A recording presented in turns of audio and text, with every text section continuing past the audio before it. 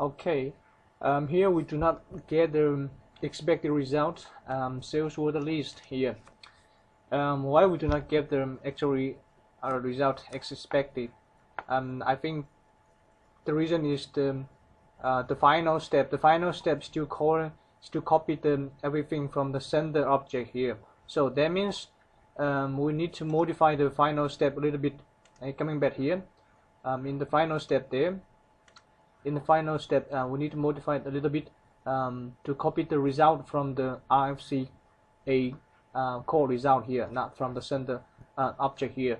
So we need to modify the XML style sheet for the final one.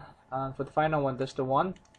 The BIU vote test XML style sheet. So as you can see, and by default it's copied from the vote from the sender object. Vote sender object here. So we would like to copy the result from the RFC call result. So the object ID here, how can we know the object ID for the RFC call? Actually, for the RFC call here, is the system ID represent as the object type ID here. So we just copy the object ID from the RFC call here to replace this one, void object. Void object. Even if you have more RFC code to the same object, to the same system ID there, we can have one more in there. We can have okay, let's make it simple. Or even you can have more one additional condition. It is about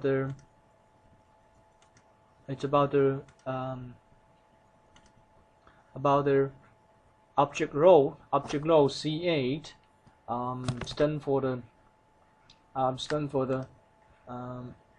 okay, let's make one case sensitive and we copy it, add and object role, we say object role equal to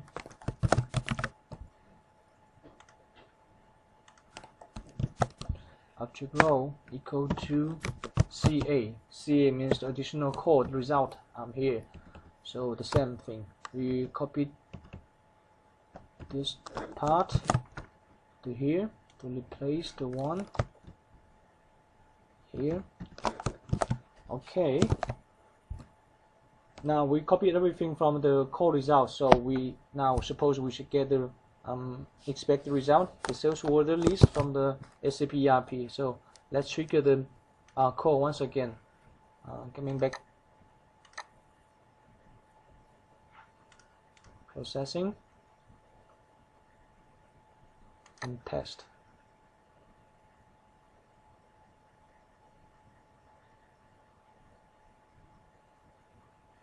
And then we trigger by menu once again. We need to start.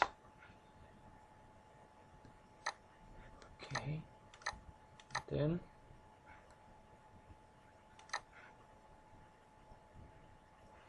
it's processing, still processing. Let's wait for a while.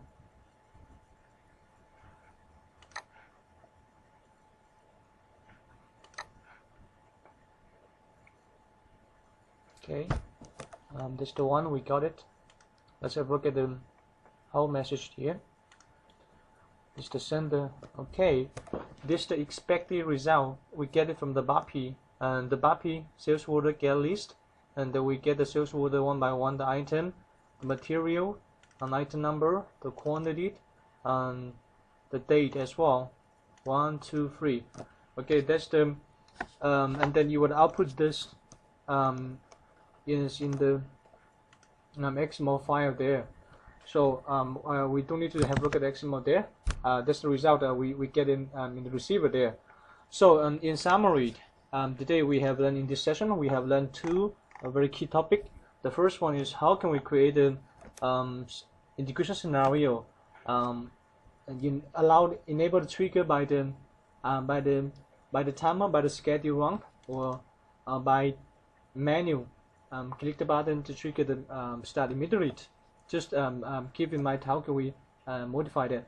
And by the way, in order to use this functionality, you need to having the latest B1 ISM 8.8 patch 7 installed, because this is the new feature in this version.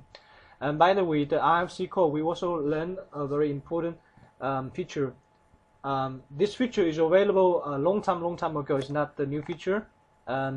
We can make the additional code to RFC, to the JDBC, and even to the B1 DI as well. So we have learned specifically we have learned how to make an RFC code to get the sales order list from the SAP ERP, and then you just need to note your BAP function module, and then what's the inbound parameter, something like that. And then as a result, we can output to the file system or directly to the B1 system as the sales order as well. Okay, and that's it for today's session. Thank you for your time. Bye bye.